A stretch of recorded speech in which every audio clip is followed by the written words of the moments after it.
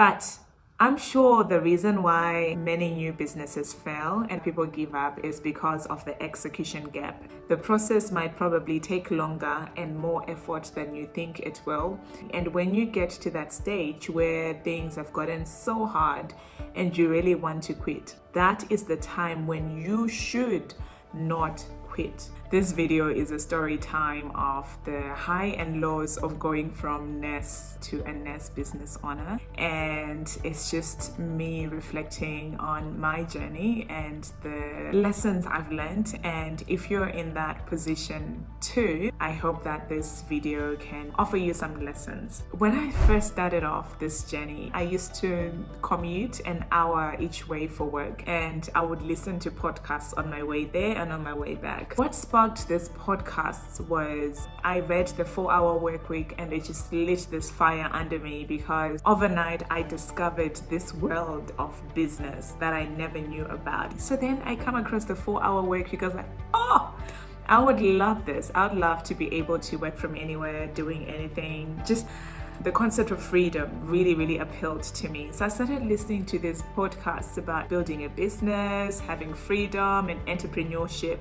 I was so excited, and it just built this dreamy concept in my head. I've always been a dreamer. One thing I've learned over the years is that when it comes to business, having a dream is one thing, and then seeing it into fruition is another thing. So I started thinking, how am I going to go from nursing to building an online business? And I've shared about that journey in another video, and I'll link to it at the end of this video. But I just started really thinking that, okay, I don't want my life, my whole career to pass with me stuck in one company doing the same thing. I don't want to ever not have opportunities. I don't want to work until everything is aching because of all the heavy work that we do. So then I started that journey, and I was like, I'm going to do what it takes in order to gain freedom and have flexibility and autonomy. What I didn't know at the time was the massive knowledge gap that I had. Nothing prepares you for that deep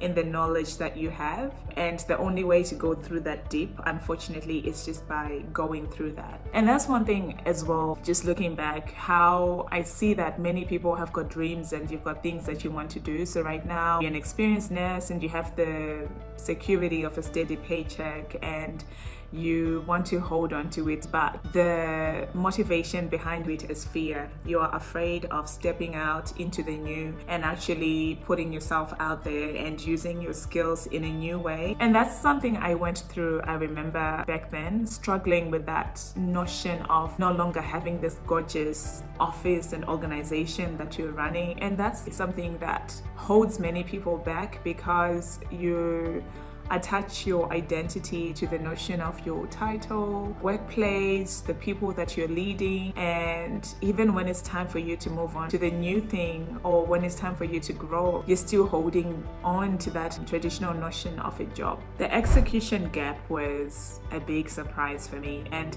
when I say execution gap, this is the space between the dream and the vision you have to go from nurse to business owner to actually making money and being fully established. Oh my word.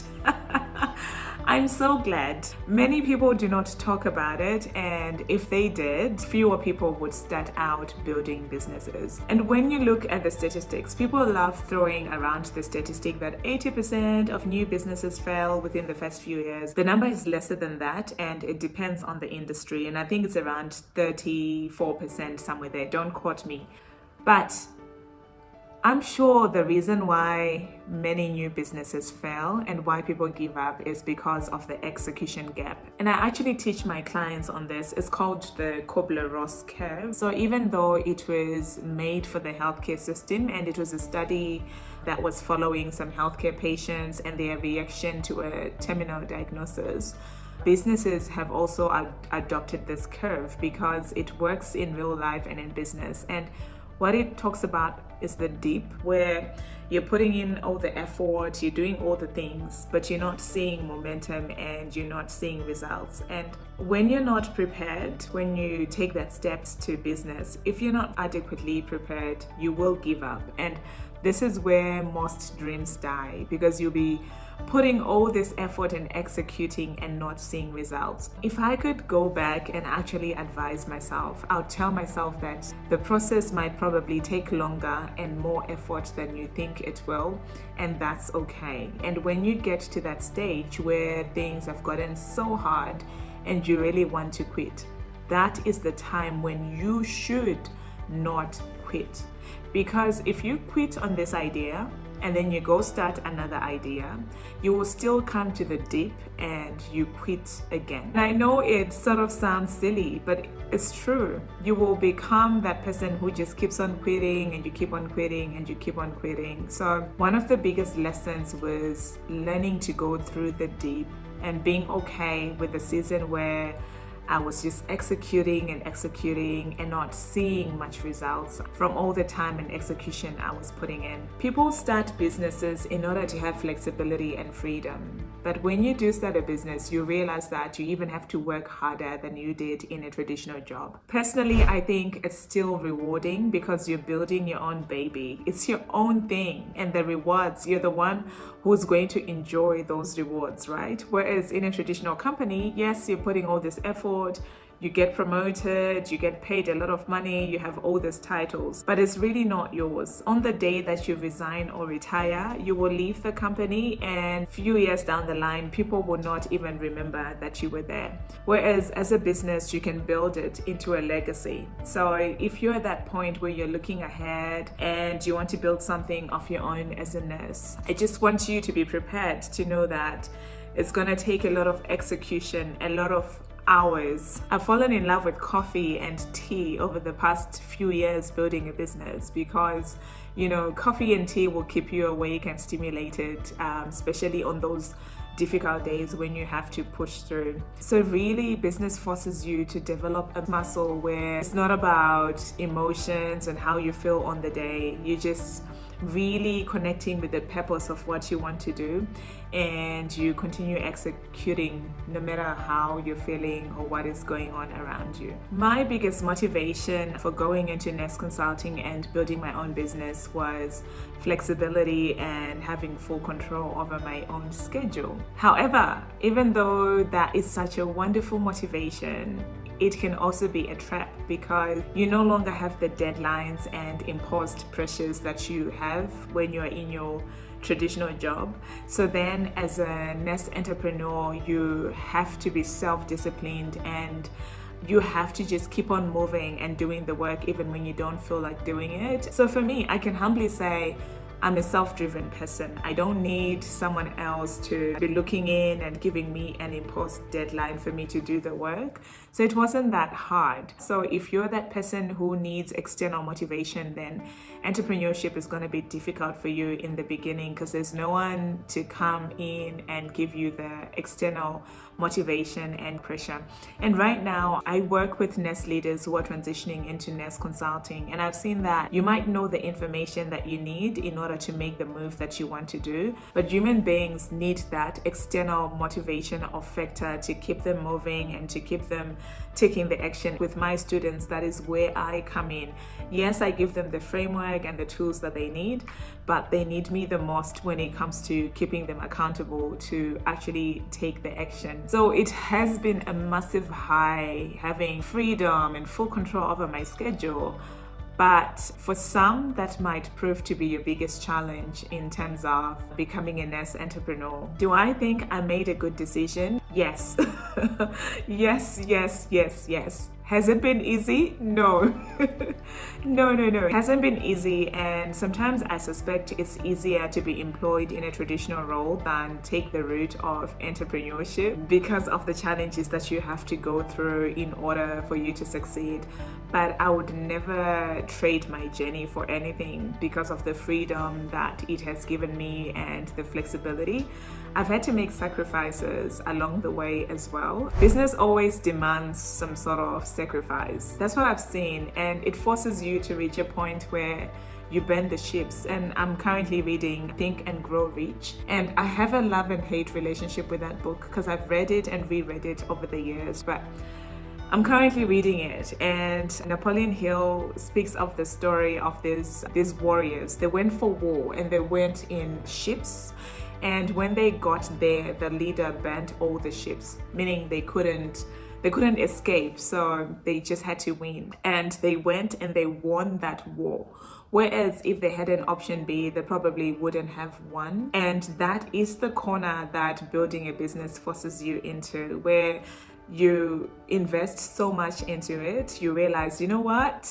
We are making it work, we're succeeding, we are progressing, we're not gonna give up because we have come so far. And when you start out, it's all rainbows and excitement. You won't realize the cost that you have to pay in return for that freedom and flexibility. But still, hands on heart, I can say the sacrifices and the cost I've had to pay, they're well worth it. They're well worth it because, like, I remember even last week, I was just sitting down and reflecting and feeling this joy in my heart because I was looking at my business and I was like, I love my business.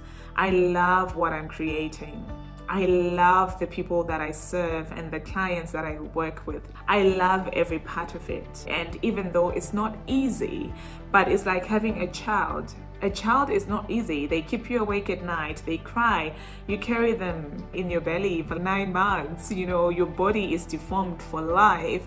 It might even affect your marriage or your relationship, yet you love this tiny. Like, I look at my mom and the way she loves me or the way she loves my sisters, it's like, and I'm not a perfect child. You know what I mean? So that's business. It's like, it takes a lot out of you, but you just love it, love it, love it. And you just appreciate it. And I don't like the way some people glamorize business online and they make it look so easy and all those things, right? Because the truth is, it's not all easy. It's not all sunshine and roses, but still, it's so fulfilling. It's so rewarding. And it's so exciting because you're always looking to see, how do I get better? How do I serve? Like, for me, I'm obsessed with getting my clients results. It just keeps me awake at night. Like, it gets me so excited. So it's a lot of sacrifice. It's not sunshine and rainbows, but it's totally been well worth it. There's a certain kind of mindset you need in order for you to be a business owner, and it gets to a point where you detach yourself from the emotional up and down of what's happening every day, and then you become disciplined in executing what it is you need to do. And what I've found for me over the years is that a big unexpected thing that I've had to grow in because of my business has been my faith. And there are many days where I'm like, I do not know what people who do not have faith do when it comes to business, because business really brings you closer to God, because it exposes your vulnerabilities and it just exposes your humanity, because you're doing something that you've never done before and you're doing something that not many people are doing. And there are times when you question yourself and ask, am I crazy? Am I mad? Why am I doing this? So it really brings you to a place of faith where you look up to a power that is higher than you. Like, for me, especially in this season, I've really been leaning into the message of faith and reading the stories of Jesus in the Bible and being like, literally, this guy, the Son of God, came on earth and walked on water. You know, he healed the sick. And when he came across people that didn't have faith, the Bible says he marveled at their unbelief. And business brings you to a place of belief and faith where you have to shed your old fears. The smaller you has to die. Like, the smaller you, the limited you dies at some point in order for you to build a successful business. It dies. The limitations that die off. Yes, you come across new limitations, but you're no longer the same person who started out. Like in Mark 6 or 7, there's the story of the woman with the issue of blood. You know, the Bible says that she said to herself, if only I may touch the hem of his garment, then I'm going to be healed. And she drew closer to Jesus and then touched the hem of Jesus' garment, and immediately he felt power leave him. And then the Bible says, immediately the fountain of her blood was healed. And when Jesus turned around and found this woman, you know what he said? He said, woman, your faith has made you well. And for me, when I look at business, it's like, it's just hearing the words woman or man. Your faith has made you successful. Your faith has made you prosperous, because truly without faith, I don't think it's possible to build a business that lasts without faith. You need a faith of some sort to see the invisible and actually go ahead and do the thing that you need to do. So these are some of the lessons I've learned over the years in my business journey. Ask me any question and let me know if there's any questions coming up for you. I will happily answer them, and I hope you got some value from this video. If you did get some value from this video, then hit that like button, and why not subscribe? Let's just make it official. Subscribe right now. And if you're an experienced nest leader who has reached that point where you feel as if you're no longer making an impact where you are, and you know that you've got more to offer, you want to make a bigger impact, you want to wake up excited for what you do, and right now you're just seeking flexibility and autonomy, but you don't know how to navigate your way towards that. So why not talk? Let's chat about it. Book a consultation with me. My calendar is in the comments and description below. Let's talk about it and see if me and you can work together, and I'll be able to help you out. Thank you for watching, and I'll see you in the next video.